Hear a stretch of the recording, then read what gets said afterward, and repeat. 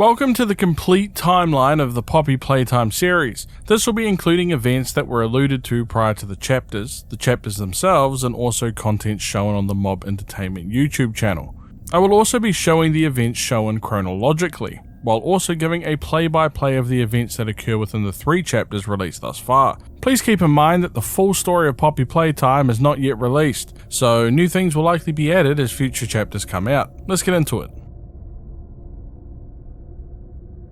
An aspiring young inventor by the name of Elliot Ludwig founded a toy-making company, focusing on creating great products for children to enjoy, and keeping parents all around the United States happy. Playtime Corporation, or better known as Playtime Co., soon became the biggest and most successful toy manufacturing company in the world. Playtime Corporation took the world by storm due to its innovative toys. It was in the 50s that they created a special doll named Poppy Playtime. Poppy had this special ability to be able to hold a full conversation with a child. A remarkable feat. You aren't just purchasing a toy for your child, you're giving them a friend that they can actually speak to, and it speaks back. It helps with social skills and relationship building, something you couldn't get from any other child's toy. It's really no surprise that Playtime Co. found the success that they eventually did. Playtime Co. has many different employees, all of which joined the company at different times. But we know that one employee named Thomas Clark joined Playtime Co. in 1955, working as a pediatrician for the children that resided within a place Playtime Co. named Playcare. The 60s proved to be a critical turning point for the Playtime Corporation. After the huge success of Poppy Playtime for the past decade, it was time for Playtime to expand even further.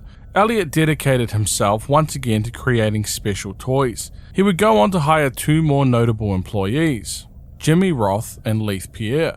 Jimmy Roth would become the chief marketing officer for the company, responsible for promoting the company's new toys to families around the country, while Pierre would become the head of innovation, a position very high in Playtime chain of command.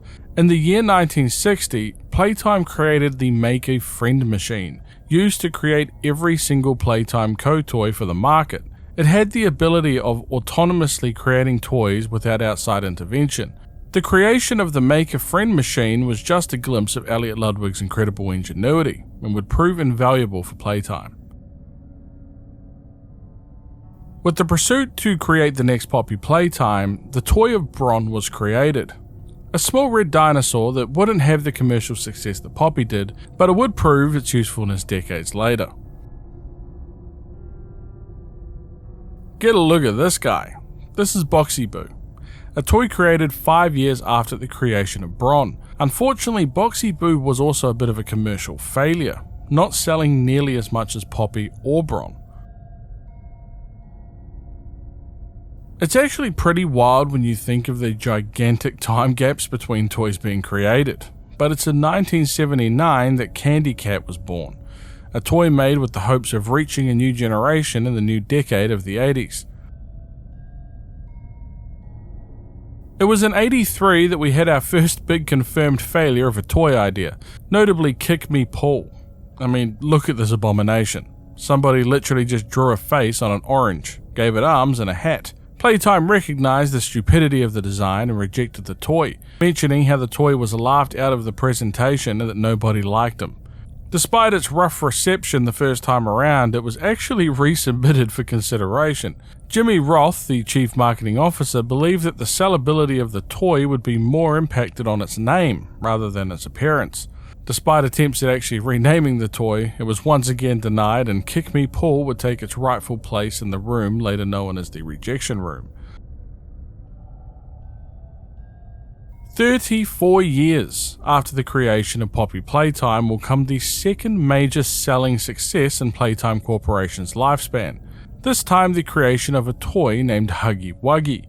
The purpose of this toy was its ability to give children hugs using its long arms and pleasant and welcoming demeanor.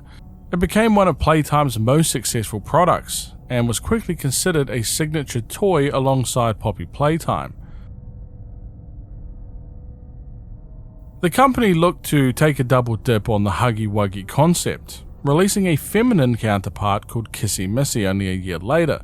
Little is known, however, on how well Kissy Missy sold, since it's actually not mentioned thus far. It's not until the late 80s that Playtime released their new series of toys called the Swap-A-Mals. The concept was essentially two animals mixed together. Genius. The two new toys released for this line were Catbee and PJ Pugapilla. Both sold well, but still failed to compare to the selling power of Poppy Playtime and Huggy Wuggy. This was around the time of the employment of Harley Sawyer. His co-workers would notably call him the Doctor, or Dr. Sawyer, as we would come to find out during Project Playtime. There are numerous VHS tapes found throughout Project Playtime that give us a perspective on just who Harley Sawyer was. Firstly, Harley found out that Playtime Corporation, the biggest toy manufacturing company on the planet, was actually doing secret experiments on rats. Elliot Ludwig was experimenting on a rat, changing its feeding cycles and submerging it within a gel-like mixture made from poppy flowers. He thinks that the properties of the poppy flower offer life-altering properties, and is attempting to revive the rat after a week of being submerged within the gel. We can see at this stage that the experiments have failed, but he is interested in the idea that something larger could yield different results. Harley knew that the company could face bankruptcy if the public were to find out and they were to get sued, so he decided to find a solution to the problem. In a VHS tape, we can see the moment that Sawyer approached Playtime Co. about their experiment issues, which he believed stemmed from declining profits and the fact that lower-level employees that should have no knowledge of such experiments actually witnessed it with their own eyes. It was a lawsuit waiting to happen, so Sawyer proposed an idea of developing large toys that would increase the workforce and also cut staff costs at the same time. It also lowers the chances that an employee would talk to outside sources about what they've been witnessing within Playtime. A win-win all around. He calls his solution the Bigger Bodies Initiative, and requests that he oversee and lead the project, something which Playtime eventually agreed to. They would go on to build a factory within Playtime called the Game Station. It would work hand in hand with the Bigger Bodies Initiative and Elliot Ludwig's earlier experiments.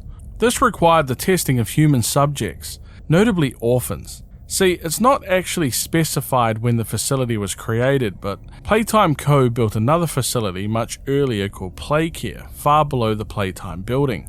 Playcare acted as an orphanage, housing orphan children in a manufactured sphere. Elliot believed it was a place that could help a child muster a smile. It contained a school, housing, and a play area for the children. The children of Playcare would be sent to the newly built game station to play games, but in reality, they were being tested. Each orphan would have a Playtime Co. toy assigned to them. Think of it almost like a moniker. They would then go through the 3 games presented within the game station, and proctors would assess their brain speed, efficiency, reaction time, problem solving, physical endurance, agility, and the strength of the child, rating them on a scale of 5 stars using nearby observation rooms. This was of course something that the orphans were unaware of at the time of playing, instead thinking that they were just playing games. It is unknown when these employees were actually hired, but at some point Playtime Co. hired somebody named Stella Graybar. Little is actually known about her, other than the fact that she was responsible for the assessment of the children from the game station. Proctors would send their assessment forms of all of the orphans to Stella for review, and it's also shown at some stage that Stella was put in charge of Playcare at some point also.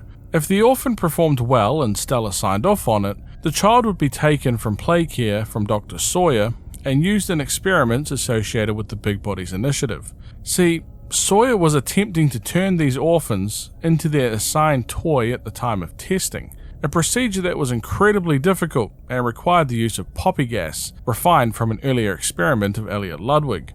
After the Bigger Bodies Initiative was implemented, Playtime was able to use them to fulfill a variety of jobs and tasks, ranging from security and child management within their game station. It acted as an automated process for Playtime.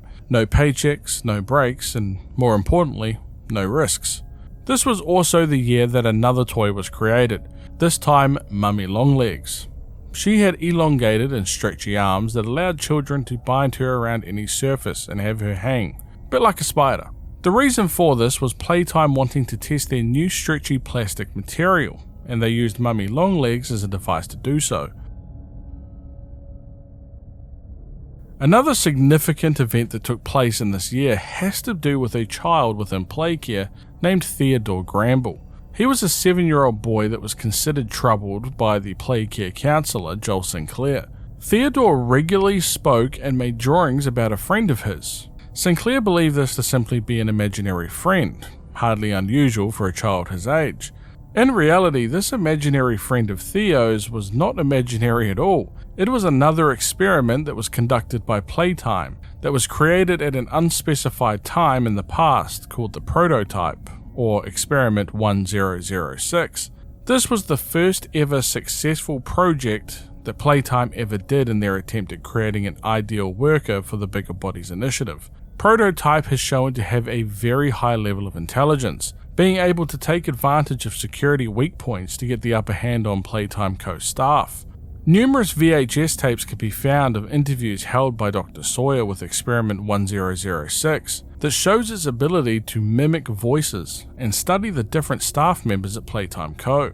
Prototype was secretly speaking to one of the orphans, Theodore Grambell. He would go on to gain the trust of the young boy and convince him to steal one of the Playtime grab packs and use it to open a maintenance door inside of Playcare with the hopes of escape.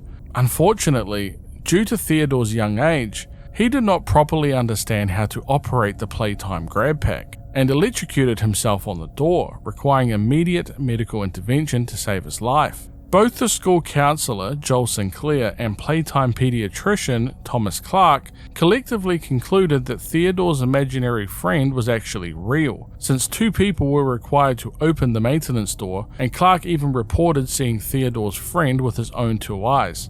Theodore would later be taken in for emergency medical care after the accident, with Dr. Sawyer deciding to try and implement Theodore into the Bigger Bodies initiative since the opportunity arose. They assign him the toy of Catnap, despite numerous other orphans being considered for that particular toy. The procedure is said to have taken 4 hours longer than expected, but overall was successful, thus turning Theodore Grambell into the monster version of Catnap. He would act as a type of protector for the children within Playcare, and have the ability to help the children sleep using the red gas developed by Playtime. This would also assist staff in taking different orphans away during their sleep, so as not to rouse suspicion from the other children, blaming their absence the next morning on illness. An employee named Patty Hall would be disciplined for sabotaging a retail shipment, mismatching 57 paint canisters, resulting in a huge amount of toys that would not be able to be sold. The revenue loss was significant, and Playtime Co. suggested that they had evidence to show for it as an act of defiance against the company. Patty would be demoted and sent downstairs to storage for further instruction, likely being killed down there. It would take a few months until Playtime would introduce the toy version of their newly created servant, Catnap. He would be introduced with a whole new line of toys jointly named the Smiling Critters. The line consisted of Bobby Bear Hug, Bubba Bubbaphant, Crafty Corn, Dog Day, Hoppy Hopscotch, Kickin' Chicken, Picky Piggy, and of course Catnap. They would receive their own cartoon series of the same name in an attempt to advertise the new Playtime Co. toy line to the public. The popularity was instantly felt, and they would quickly become the new main mascots for Playcare, as well as now introducing new toys for the Bigger Bodies initiative to use with different orphans. The toy line, however, was not all sunshine and rainbows. It did have some serious hiccups. The Catnap toy had some serious manufacturing faults, which had a small toy spill out the red smoke mixture that was being used within Playcare instead of the intended lavender extract. This caused any child in possession of a Catnap doll to experience serious and violent nightmares.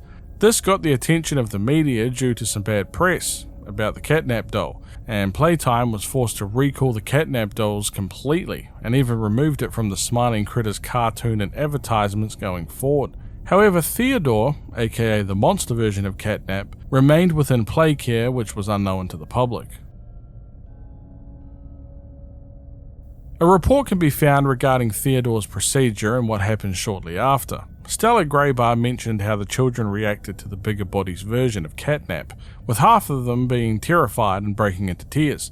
Stella had reservations about 1188 in Playcare, but the children have warmed up to him since their first meeting, even regarding him now as a friend, saying that Catnap is gentle and even shy, but Stella is now pleased with his overall impact thus far.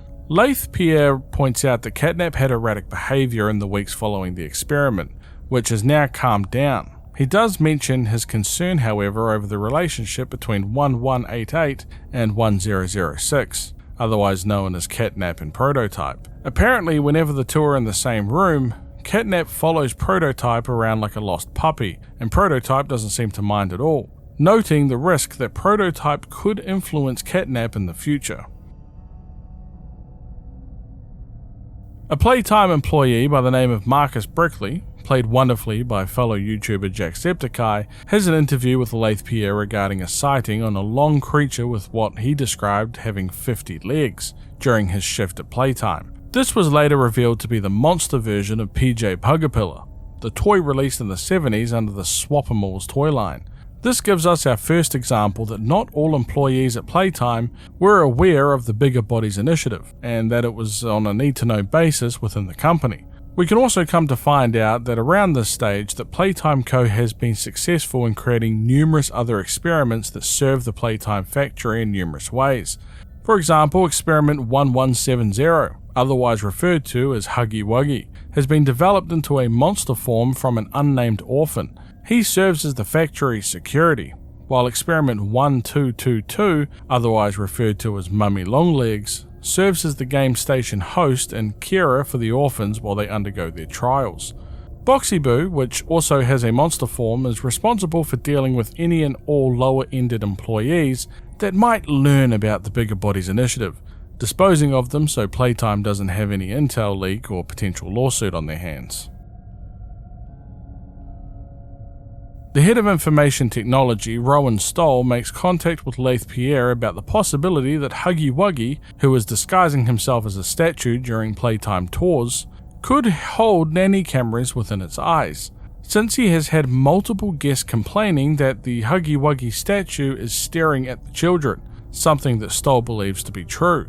This shows that Stoll was also unaware of the Bigger Bodies initiative at the time of this report, despite being a higher-ended employee at Playtime Co. It is at this stage that we can see that Rowan Stoll has more likely than not found out about the Bigger Bodies initiative, and is now attempting to go back on his earlier reports to Pierre, saying that he interviewed the maintenance guy and found that he just simply failed to lock Huggy Wuggy's eyes in place, causing them to dangle out. A clear lie, but informed Pierre that there would be no more videos about these instances from him.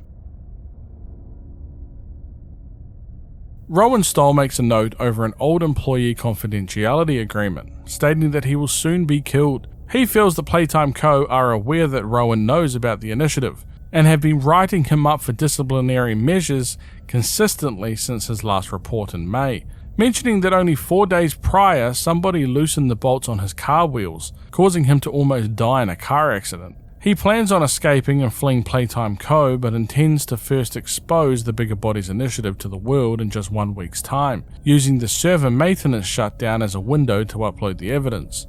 He is also aware of a creature that eats people, and believes that he will be the next target of this creature, even mentioning how Laith Pierre is now a completely different person to his normal self, and is now clearly scared of him. Rowan Stoll attempts to upload his findings onto the server, but is consumed before he can upload anything by the creature that he feared in his previous message, revealed now to be Boxy Boo. It is on this day that Huggy Wuggy is seen on camera, making an escape attempt. Staff alerted Playtime Co. security and they went into an almost immediate pursuit. This would result in the death of 5 employees and 6 would be missing. Huggy Wuggy was eventually caught using tranquilizers, but the damage caused was considerable. Laith Pierre would go on to blame the incident on staff's negligence.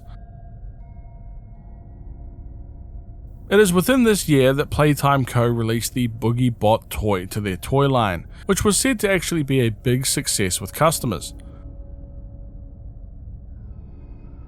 There is probably no date more important than this in the history of Playtime Co., since this is the day where the prototype, otherwise known as Experiment 1006, set up an incident later known as the Hour of Joy. Think of it as almost the Playtime equivalent of Order 66. All of the toy creatures, simultaneously turned hostile and killed every human being within the factory. This correlated with the transportation of Kissy Missy to Playcare as part of the Bigger Bodies contingency plan. But she would go on to break free from her constraints during the Hour of Joy and murdered the employees tasked with moving her. From the knowledge that we currently have, only 2 employees are known to have actually survived this event, Laith Pierre and an unnamed employee that would later become the protagonist for the main series years later. There is, however, technically a group of survivors that remain unnamed and are the protagonists during Project Playtime. The toys would go on to dispose of the employee corpses by dragging them down to the lower levels of the factory and would actually use them as a source of food. Laith Pierre would later send survivors down to collect toy parts, and this would be the events that transpired during Project Playtime. The survivors would be hunted by Boxy Boo, Huggy Wuggy and Mummy Longlegs. Eventually, Playtime Co. stopped sending in survivors, and the Bigger Bodies initiative came to a close as a result. This would lead to a food shortage for the monsters that remained within the facility, and would lead them to eat smaller experiments to stay alive. The toy and the toy parts would be grafted onto Experiment 1006, ultimately reviving them and keeping them alive for the next decade despite the food crisis.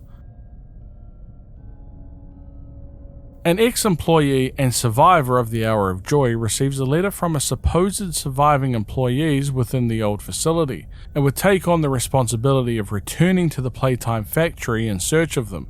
This would lead us into the story shown within Poppy Playtime Chapter 1 as subsequent chapters thereafter.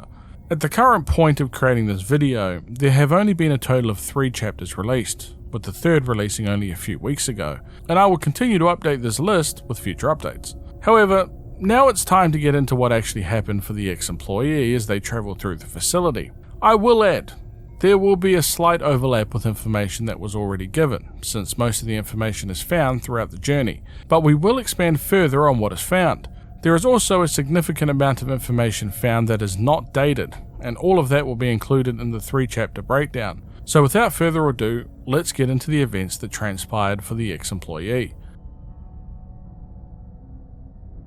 We're given a very small piece of background information as we head into our new story. Firstly, we are an ex-employee of Playtime Corporation and have returned to the factory after everybody within the factory went missing. A short video plays as the gentleman tells us about a brand new doll named Poppy that has just been invented, calling it the most intelligent doll in the world. Poppy can apparently have an entire conversation with a child. It actually has the ability to answer questions, and they even have a goddamn advertisement for it. For just $2.99, you too can be murdered by Annabelle's distant cousin.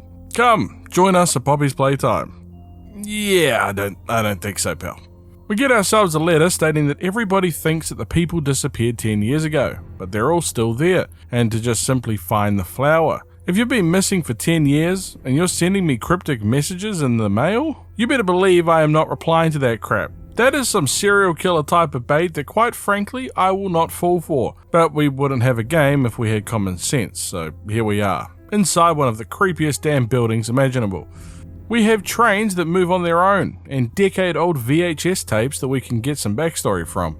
Firstly, we hear about a man named Laith Pierre. He is the head of innovation at Playtime Co. Toy Factory. The tape in question is actually played on loop whenever the factory is empty, so he points out that if you're hearing this tape, that means that you're an intruder.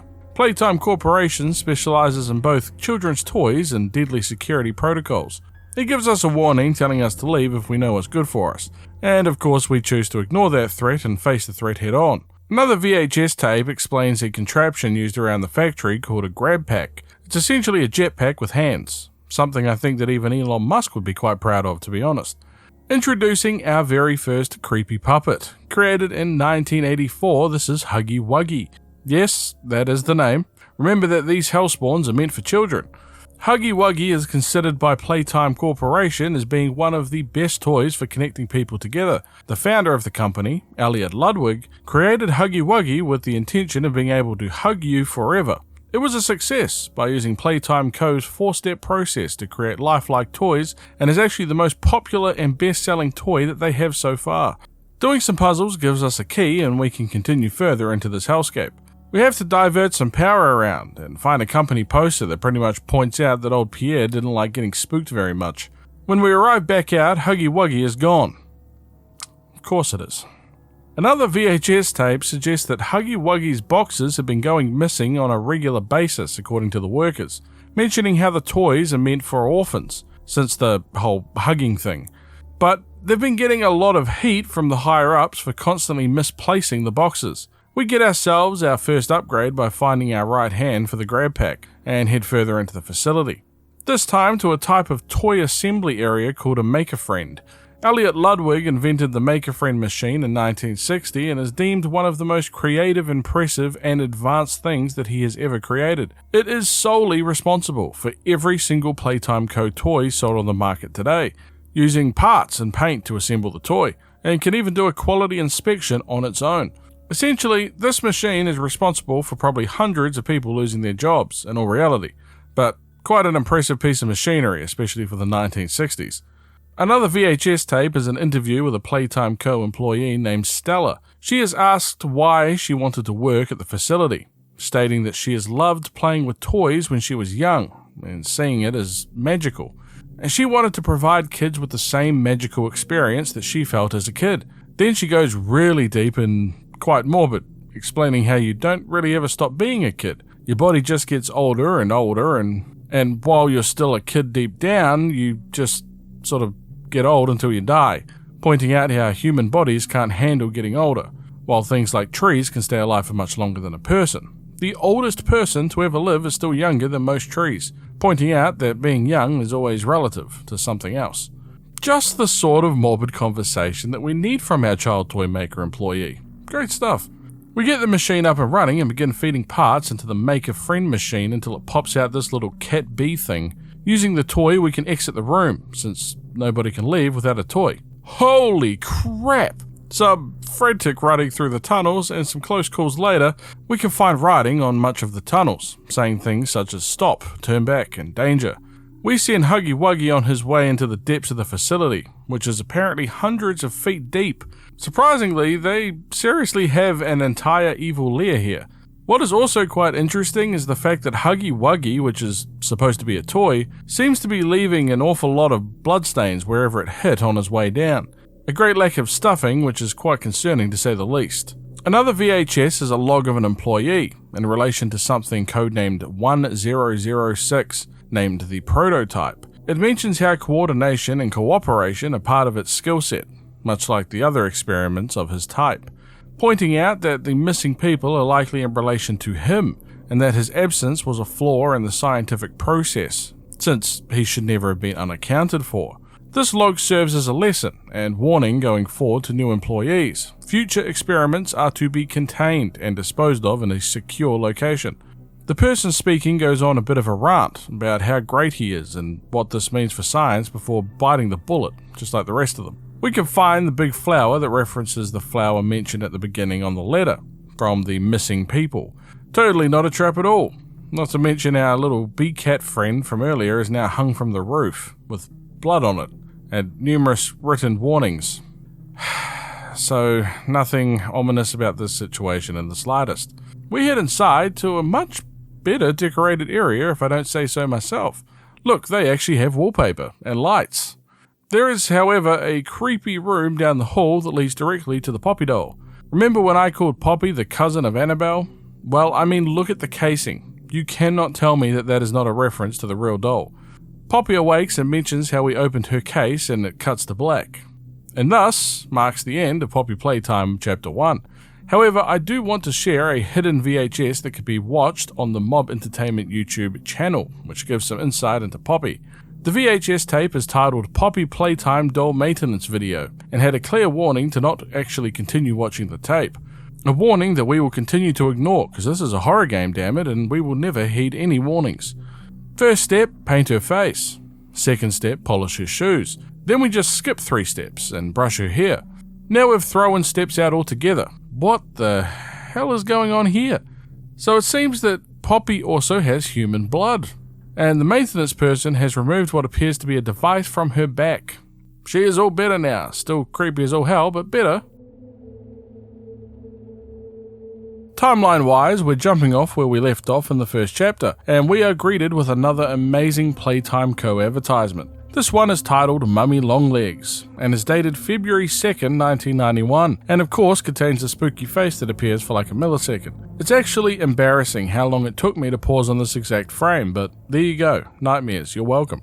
Mummy Longlegs has elastic arms and legs that allows her to tie herself around objects and do some crazy spider type crap. In normal Playtime Co fashion, we have our advert going from bright, fun and energetic to dark, dismal and horrible in a matter of seconds. As images of a person running through the city is shown, the voice of Poppy can be heard saying to wake up, and she even makes a subtle appearance with her face appearing in the image. We find ourselves back in the Red Room, now with Poppy missing from the container that she once resided in. It leaves us heading back into the facility as we can see pictures of Huggy Wuggy and another toy. Now it's a little bit of a spoiler, but this character is named Bron. We actually briefly saw the toy version of this guy in the first chapter, but keep his name in mind. We find the door with the name Elliot Ludwig above it. This is the owner of Playtime Co, and we saw him briefly in the video at the start of chapter 1. The door is locked, but the voice of Poppy can be heard calling out to us, telling us which way to go. Again, I don't think I'm going to be listening to the newly released Demon Doll, but we are already so committed at this point. It is what it is. We find a cardboard cutout of Huggy Wuggy, looking much more pleasant than our previous meeting. We can hear his voice now, and to be honest, he sounds a bit like Goofy. Does someone need a hug? You can't fool me, pal, I'm familiar with your game. We get the key and open Elliot's door. The room is full of children's drawings and of different Playtime Co toys and messages to Ludwig, not to mention another VHS tape, and a note describing an experiment 814. It mentions an experiment utilizing a live rat. It was fed 3 food portions daily for 2 weeks. At the end of the 2 weeks, the rat was killed and submerged into a poppy flower and preservative gel mixture. A week later, an electric shock was applied to the rat while it was still in the gel, in an attempt to revive it. The rat remained unresponsive. They still believe in the potential of the poppy flower. Its unusual properties lead them to believe that the proper mixture and procedure could actually have life-altering properties. Not to mention that the poppy flower also holds heavy symbolism, something they believe has great meaning, before signing off mentioning that perhaps something larger than a rat would yield different results. This VHS is sort of a type of documentary, explaining just how much of a great man Elliot Ludwig was, with a notable black box placed over his face in each of the pictures of him. The video goes on to explain how much of a hard worker he is, and how he constantly looks to innovate and create new things. In the 1960s, Ludwig lost a close family member, and focused his time into creating the Playtime Corporation, pushing through his issues and depression. Just as it is about to explain the story from the beginning, the tape cuts off, as an ominous noise plays over the tape. Well, back to the corridors. We come to find Poppy as she is attempting to put the power back on, and she asks us for our help in doing so. Once the power is back on, she thanks us for freeing her, and tells us that she would like to repay the favor by helping us out of this place using the train codes that she has.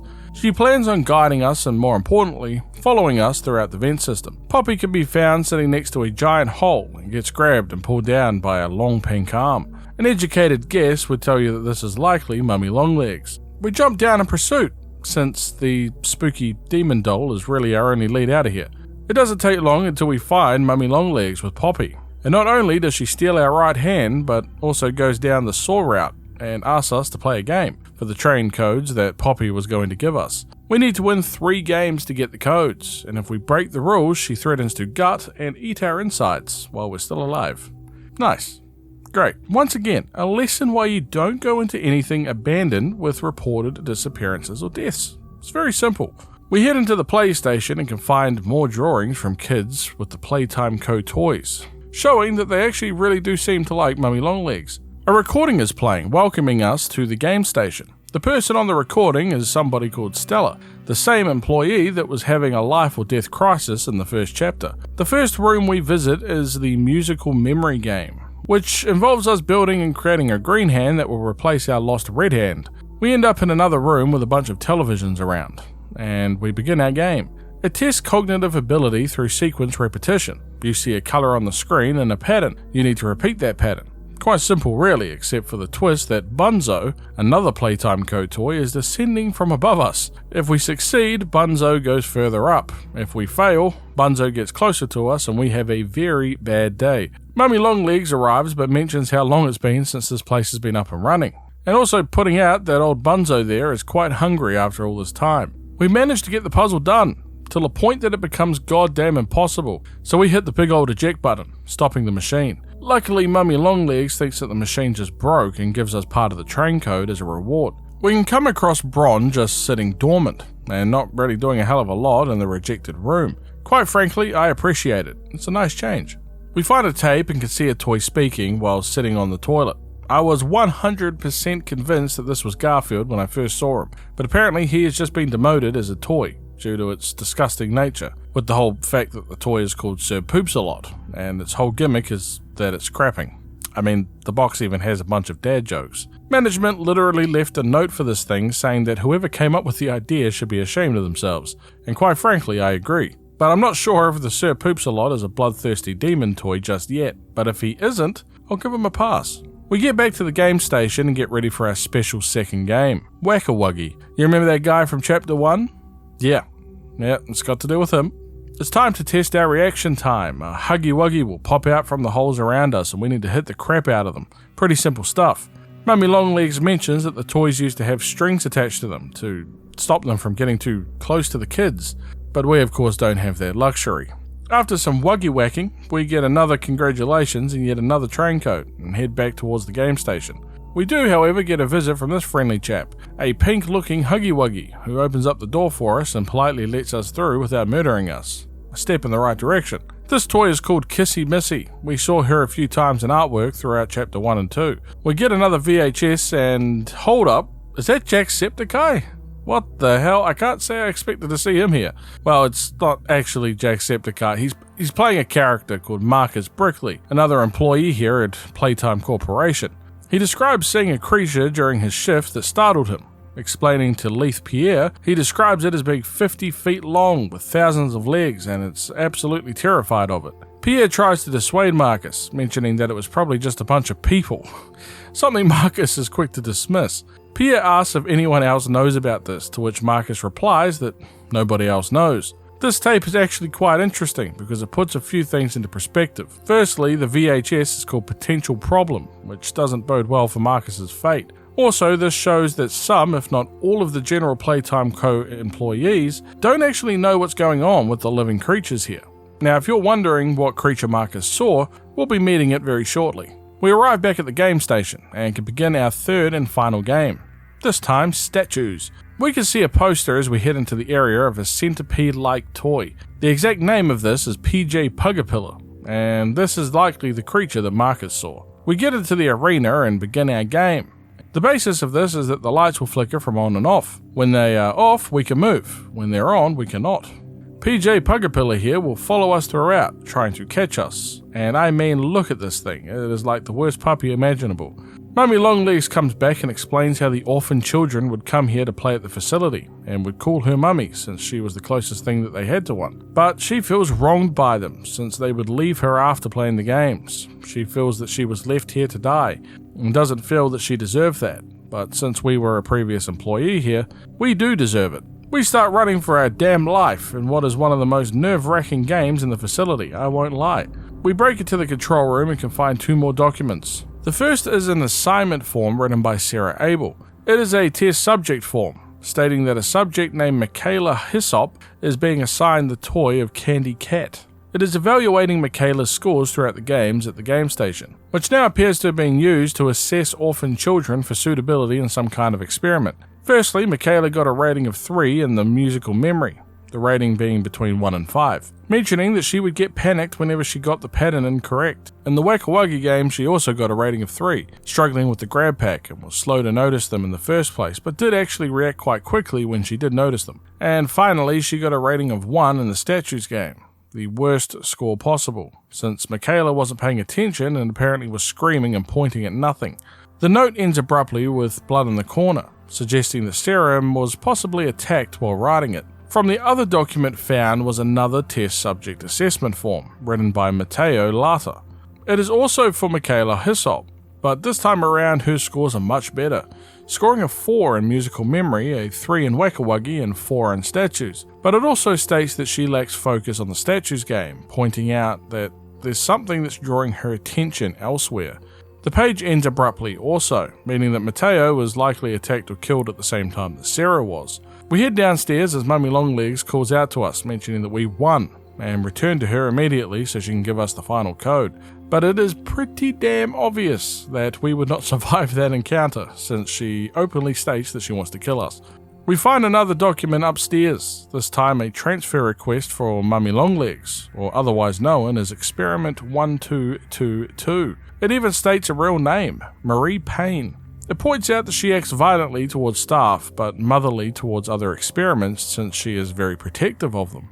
The staff view the hostility as problematic, but think that they have a solution. They want to transfer her to the high security maintenance, and have her see the children on a more regular basis, as they believe it would not only improve her behaviour, but she would also be unlikely to act out in front of the children. We find another VHS later that is Pierre addressing the complaints from people about a very large spider that was spotted by staff. He emphasises that no spider that size exists, and that a specialist team will come down here to investigate, and to just continue on with their jobs and quit complaining.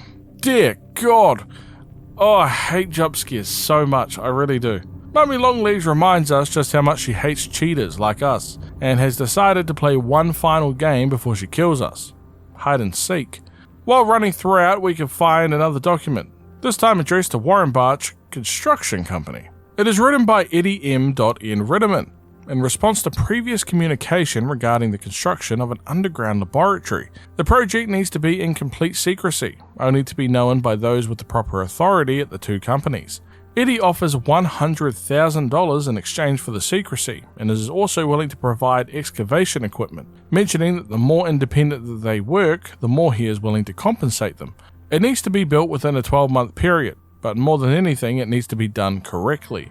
This is likely the experimentation area that was mentioned earlier. We keep going into the facility, and enter an incinerator to hide from Mummy Longlegs. I don't know how that's meant to work, but sure. Turns out it doesn't do much, since she pops back up and continues the chase.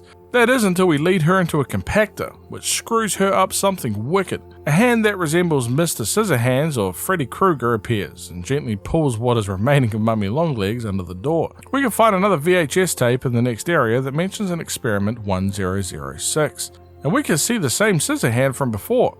It mentions how the experiment almost breached his containment, disabling the digital security measures in his room, using pieces to create a laser pointer, which he then used to disable the security camera. This gave him exactly 28 seconds of being unmonitored. When the security camera came back up, the room was empty. A specialist member went in to check and found 1006 hiding in the blind spot of the camera, still within the room. The experiment attempted to escape, but another specialist locked the door in time, while the other specialist remained inside, resulting in a single casualty. It points out that 1006 is considered the most intelligent experiment thus far by quite a margin, as well as a ready willingness to commit serious acts of violence. We now find ourselves above the game station and collect the final train code, not to mention another document asking for windows in the game station since there isn't any. I won't say much more on it since it really doesn't add anything meaningful to the lore, but hey, Dr. Matthew Wason wants some windows. Do with that what you will. There is also a guide to proctoring in the game station. This is likely who Sarah and Mateo were. It gives a step-by-step guide on what they wanted as well. Report to the control station while keeping a minimal distance of 20 yards from Mummy Longlegs due to the hostility mentioned before. 8 AM the train arrives and all the children will be put inside the game station at once. The game order is the same as we did them. Musical memory, then Whack-A-Wuggy, and finally statues. One child should play the game at one time, and their performance recorded as relevant.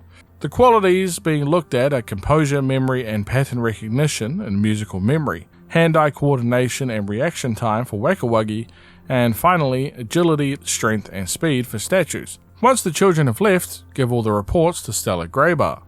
We speak with Poppy, who is much more monotone and creepy than before, which I didn't even think was possible.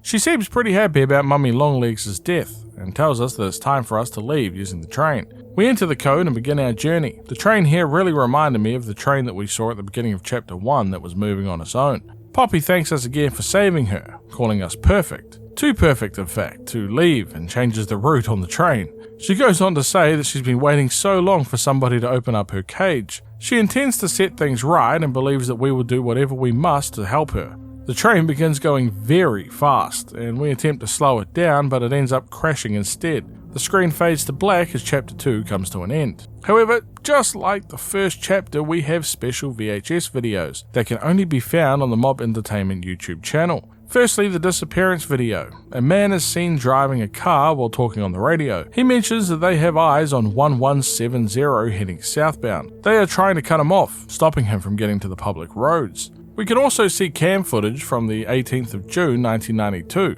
of which 1170 runs from the facility, which 2 staff members saw and hit the emergency alarm. We can see that 1170 is Huggy Wuggy from the footage. Within 3 minutes, security staff and vehicles have begun pursuit, and it's mentioned that Huggy Wuggy has travelled over a half mile in that time frame. They find him and prepare themselves as Huggy charges the car as the security team shoots tranquilizers at him, hitting him once in the left leg, but Huggy flees into the woods. They continue on foot and expand the search zone into nearby residential areas, but the increased range has caused issues with the team's radios. Now, 1 entire hour after 1170 escaped, we can see cam footage of one of the security members that gets ambushed by Huggy Wuggy. I won't lie.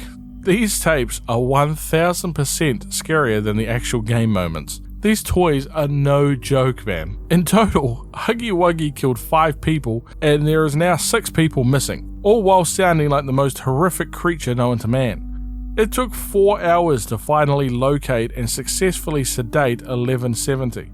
The second tape is called Relocation, dated August 8, 1995. The staff is tasked with moving the giant from storage, the giant being Kissy Missy. They strap her for transport on a bunch of boards and load her onto the train. The tape has been tampered with and has changed the 4th step to loosen the straps binding Kissy. We can see that this is likely the train that we rode at the end of chapter 2, moving Kissy Missy, while more steps are changed in the tapes. Once arriving at the location, we can see the staff dead alongside Kissy Missy. The final video is called Restoration, as we get a glimpse into the experiment room of Playtime Co. It mentions a test subject named Thomas Clark. He is 59 years old and is dying of cancer, and also notably a previous employee of Playtime Co. since 1955. He has even volunteered himself for experiment, codenamed Bigger Bodies Initiative. The staff can be heard speaking to the Bron toy, asking if Thomas can hear them, and Bron moves his eye. He is even given the 1199 experiment number,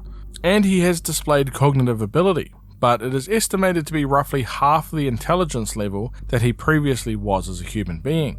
The staff believe that he probably fails to comprehend what is happening to him and how he became a toy. It's also noted that other experiments have noticed that 1199 is different. We can see footage of 1199 as the other experiments all surround him and actually attack him, almost killing him. The security team jumped in and stopped it, but 1199 still sustained considerable damage, particularly to his thyroid and throat, which were completely devoured. 12 hours of surgery was required to save his life and is now kept separate from the other experiments, and what I would personally describe as a worse fate than death.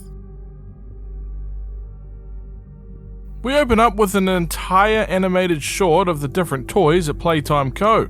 called the Smiling Critters. Is it just me, or is the design choice to go back to having the entire eye black while the eye itself is white just adds this chilling undertone to these characters? The toys are having an issue falling asleep due to the loud winds outside when a knock at the door shows another toy arriving, much to the delight of the others. A purple cat named Catnap. Using a kind of what I would presume is a toxin, it causes them all to fall asleep in the most horrific way possible, and it cuts to a news report, as the reporter mentions how the new Catnap toy might be dangerous for your children to play with. It was intended to release with the same toys feature within the cartoon, as they begin to sell in stores, but it's now facing controversy due to the inclusion of Catnap. See, Catnap seems innocent enough at first glance. We pull his tail and he seems to spray something from his mouth area of the toy. But things have begun to take a turn for the worse since parents are reporting that their children are experiencing strange and violent nightmares. The one thing in common among all of these children? The Catnap doll. Personally, after watching the end of that cartoon, it seemed pretty damn obvious that there is something much more sinister at play regarding that damn company. But at least the parents are finally starting to clue in. Playtime Co. have recalled every catnap doll released within the Smiling Critters line, and even removed him from all the promotional material. While the cause of the nightmares and dreams is still uncertain, it's clear that your children are not safe with catnap. Cue the title screen. We continue from our previous story point in Chapter 2, as our main protagonist was knocked unconscious during the train crash, but while awaking we can see that something else currently has us in its grasp and is throwing us down a tube. A giant purple cat. I'm sure it's just a coincidence and not at all related to the cartoon that we just watched. We're in a trash compactor and we need to get the hell out of here quickly, which we do, eventually finding a VHS of Claire Harper. It is an interview as Claire is being asked questions regarding an incident. Claire explains that the children were going to sleep like any other night, while Catnap had the red smoke in the room with them. But suddenly, a scream. Claire mentions that this was not just a regular old nightmare. The pupils were dilated and their lips were quivering. I mean, look, if this was the thing tucking me in at night, I think I would also have the same goddamn reaction. That seems like a reasonable level of fear to me. Claire points out that the child's eyes were darting around the room, and even reported that it felt like her blood was boiling beneath her skin. Claire panics a little at the thought of what that child saw in the nightmare, to which the interviewer assures Claire that she will be getting the best support needed at Playtime Co. But before that, asks Claire if the child described what she saw. According to the child, it was a monster but colourless. Claire pointed out how hard the child's heart was pounding and that her movements were wild, arms flailing and kicking her legs. It was a dream, but for the child it was as real as anything. It was right there in front of her. Claire asked the interviewer if she can see the child again to check up on her since the event, but the interviewer advises against it, saying that they have many concerns that need to be addressed at this time, but assures Claire that the child's vitals are normal and they will continue to monitor her progress.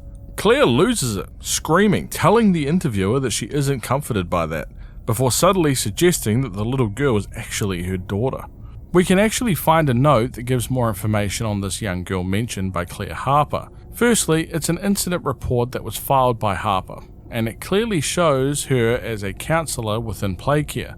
It goes over the same description of what happened to the young girl after she awoke from the nightmares, but this time we can find out that the young orphan's girl's name is Marie Payne.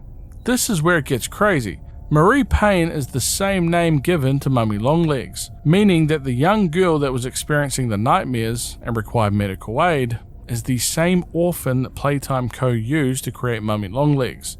It also mentions that a bunch of boys have been picking on Marie, teasing her during playtime. Harper says that it should be addressed, before warning Playtime Co. to not allow anything to happen to her little girl again. We find a phone on the wall ringing and a young child answers. He mentions that he doesn't want us to die and that we look lost, so they plan on helping us, providing us a battery in order to get out of the room. We can even find the train wreckage from before, to which the child points out that Catnap found us in there. He says how mad we must be at Poppy for trying to stop us from escaping, but emphasizes that she needs our help. They need us, and we are their mission, believing that we could save a lot of people. We're pointed towards a place named Playcare, a home of Catnap, and it's mentioned how there used to be 8 of the Smiling Critters, but now there's only Catnap left, and that Playcare is his church and hunting ground. This, by the way, is a great big example of why we should not go there. Avoid that place at all costs, please, for the love of God. The kid introduces himself as Ollie as we head down the tunnel. We get inside a tram as it begins to move and a film is played. The film in question is narrated by none other than Elliot Ludwig, the creator of this place. He goes on a big speech about a particular thing that he believes the world needs more of. Asking different people, he got a variety of answers, including money, consideration, and faith. But for him, the answer is smiles. He points out that a smile is hope, love, and understanding, and he loves nothing more than being the reason that a child smiles. Creating a world with more hope and love, a place where children can smile and be protected, a safe home. So, Playtime Co. created Playcare, an on-site orphanage. It is its own community and ecosystem beneath the facility, a place dedicated to ensuring a child's smile.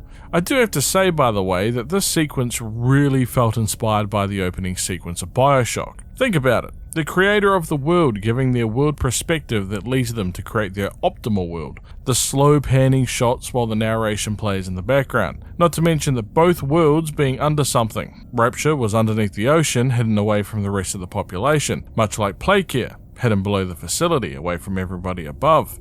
Oh, and also, who else did we speak to over a radio that guided us through the city? Just a thought. When we arrive, it's actually not too bad at first. That is until you take 2 steps and can see the blood on the stairway.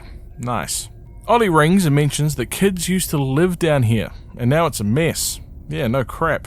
We need to head down below the central statue in order to power everything within Playcare, and this place is quite large. We can find these little boards that show different members of the Smiling Critters, including Picky Piggy, Hoppy Hopscotch, Crafty Corn, Bubba Bubbaphant, Kickin' Chicken, Bobby Bear Hug, and Dog Day.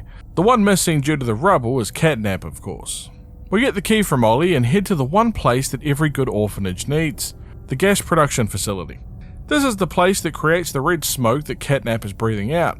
Ollie needs us to divert the remaining red smoke to the left instead of the right. We go about all the puzzles, but somebody turned off the power right before we could get the gas to go to the left, and now we need to turn on the backup generator, which requires us to go to the terrible haunted house up on the hill. Inside are pictures of some of the children that once lived here, and rooms filled with that red gas from earlier. A radio can be found, and when played, it mentions that the body of a young boy was found on the estate of the late Elliot Ludwig, showing that Elliot Ludwig is no longer alive. The child's identity is still unknown, but the remains of the child were found in a duffel bag upstairs in the house. It was reported by police on the scene that the remains had been disturbed, since key skeletal fragments and even organs are missing from the body. It is still open to the possibility that the extraction of organs and bones could have been the cause of death as well. Playtime Corporation were contacted for a statement regarding the news and responded with this, and I quote, "It's sickening. Elliot Ludwig was a great man, and those who knew him understood that he was not capable of such violence, let alone what others now claim. He had a deep love in his heart for children like this one, making the actions of whoever planted this body all the more sick. We look forward to clearing his good name both in the public eye and in the eyes of the law." A phone can be heard ringing down the corridor. Ollie's on the other end telling us to run. And oh my. Yep, right with you on that one, Ollie. The radio continues mentioning how the public still doubt Ludwig's innocence due to his reclusive personality, which lends suspicion to the claim. His neighbours even mentioned how he would return to his home at strange hours of the night and would depart again before the sunrise. The drastic change in voice is a nice touch. Sunrise. Some believed he was sick. Others that don't move an inch.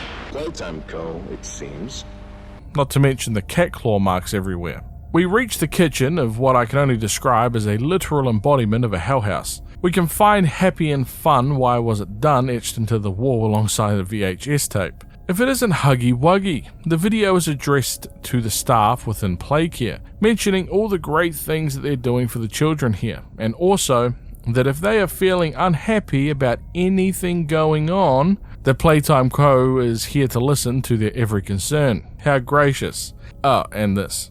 And should you come back years later, your conscience finally getting the better of you, may you descend into the dark and the dust, finding all that awaits you are incomprehensible horrors, each hungry for your return, each eager that they might find you. Perhaps they'd smile at you from a shadow, their smiling mouths full of teeth and meat and plastic, watching and waiting patiently for their turn at a warm welcome.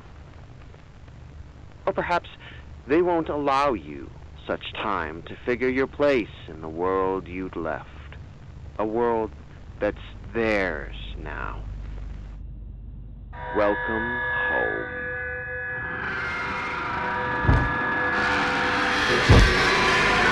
Yeah, that's some straight paranormal It type of stuff. Dear God.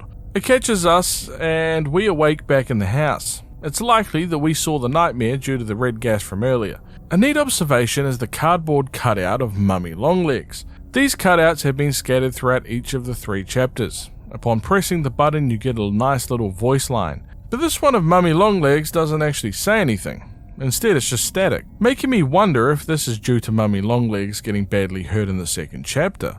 And if their fate relates to the cutouts, does that also mean that the voice talking is not a recording at all? Instead, it's the actual creature.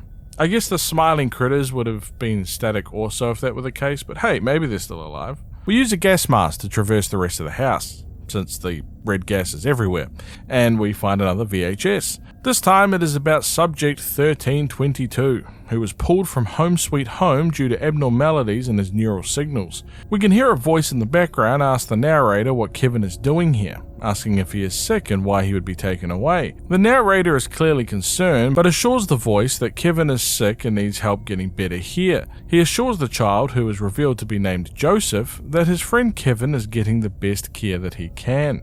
Randomly in one of the rooms, we can find Kissy Missy just sitting, looking at a picture of a child. Considering what we know about the experiments taking place, I wonder if that child was actually her. Another VHS can be found of a bunch of young children asking their teacher who was picked. The teacher informs the student that Dr. White has selected Samuel Lee. Ominously, the teacher asks the class to give Samuel one last goodbye as he heads off with Dr. White. We are to presume that that is young Samuel there in the video. Oh god, it follows us around. I couldn't even imagine trying to get sleep with that thing in the room. Those poor kids. We get the hell out of the house for obvious reasons, after starting up the backup power. As we leave, however, Kissy Missy grabs us and holds us to the ground, but thankfully Poppy jumps in and saves our ass from being toy food. Poppy reiterates that we can help them, and is thankful that Ollie has helped us get to where we are, and mentions that he is the only reason that they found us at all. She rides on Missy Kissy's shoulder like she's Pikachu, and asks us to follow her so she can give us an explanation. Poppy opens up a secret door that has a notable flower on it, the same flower seen at the secret door in Chapter 1, and the letter that we received back there in the first place. She goes on to say that she isn't our enemy, but she also cannot allow us to leave since what is happening here is bigger than all of us. She needs revenge against the monsters who have hurt us. She points out that these creatures are just simply tools of the prototype, the real head honcho behind everything that is happening. The prototype is the claw hand thing that took Mummy Longlegs in Chapter 2.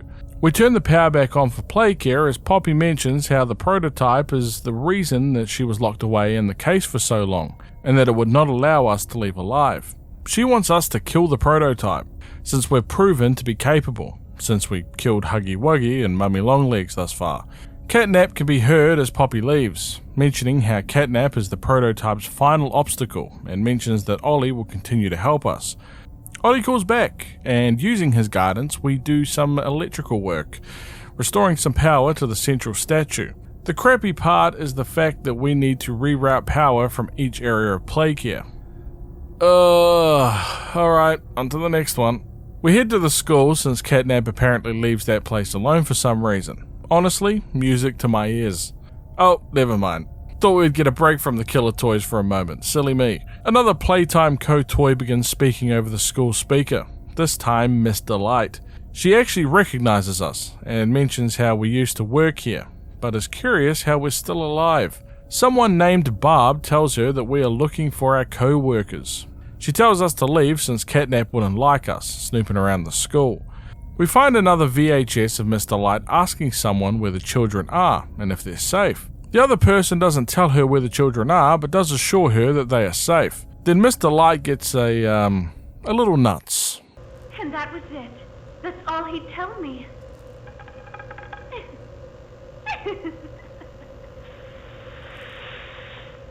Probably because he knew I'd kill them all.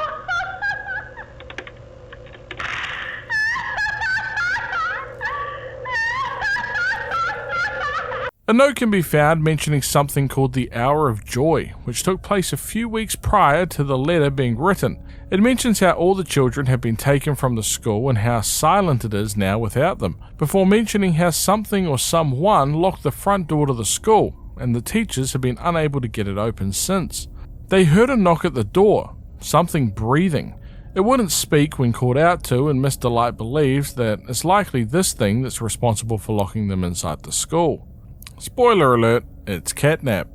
She's created a weapon out of pencils, rulers, tape and twine, which she now calls Barb, intending to use it as a weapon when the door opens. There hasn't been food for days, and Mr. Light feels that she has been singled out to die since they blocked the kitchen with their bodies. She is so starving that all that she can think about is food. She can barely get herself off the floor, but Barb is now speaking to her, telling her to stay completely still so the other teachers think that she's dead. That is until she can strike. Barb tells her how she needs to eat and the other teachers wouldn't see it coming.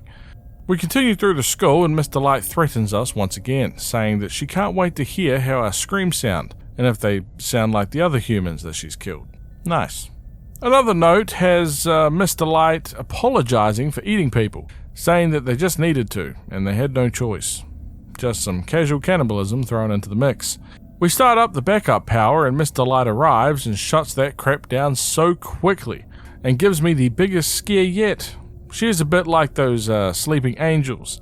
If you look at her, she won't move, but if you look away or lose sight of her, she will chase you down. It does, however, turn out that gates seem to be her one big weakness. Guess she didn't see that coming. A nearby note shows that Mr. Light and Barb found catnap at some point and realized that he was the one that shut the door and forced them to eat each other. Mr. Light wanted to kill him but knew that she was not able, instead making a deal with catnap. They would report what they see to one another, and most importantly, him.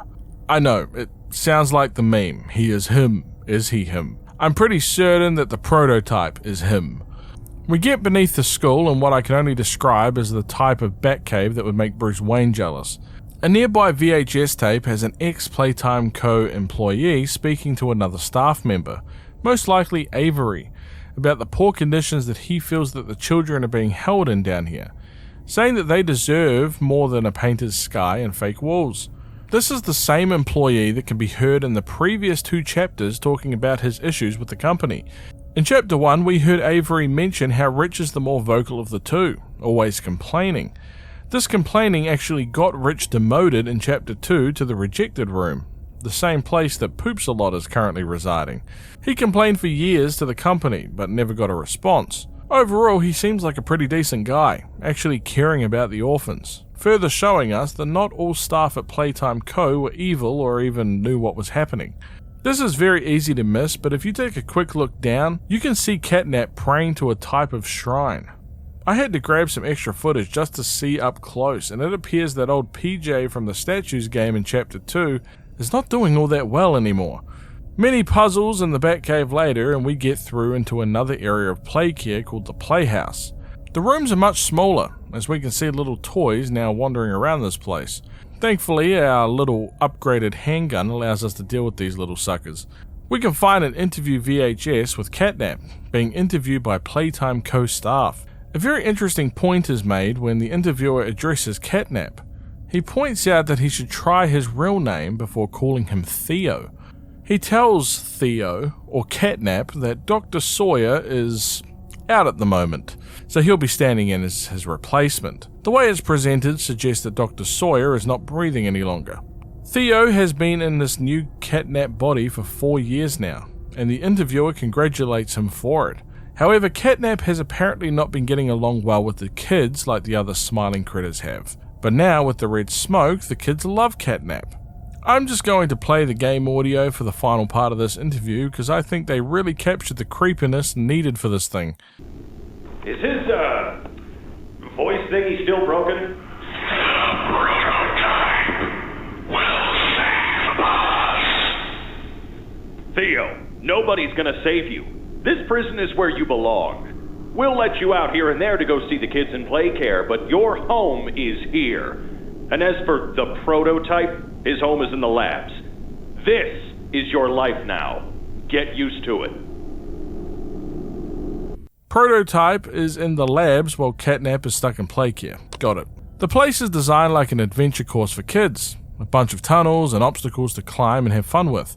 Down in the depths of the place, however, is a bunch of jail cells, which I am almost certain aren't in real playhouses. But then again, it's been a long time since I've been to one of those places. And in one of the cells we can find Dog Day, looking pretty damn rough if you ask me.